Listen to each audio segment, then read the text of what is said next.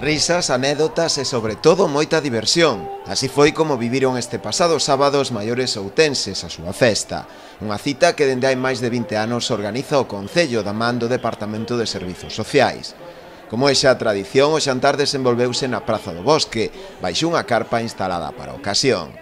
Na comida que se encargou de servir a empresa Veloso, tomaron parte unhas 800 persoas, que puideron degustar empanada, polvo á feira, carne ao caldeiro e diferentes postres e licores.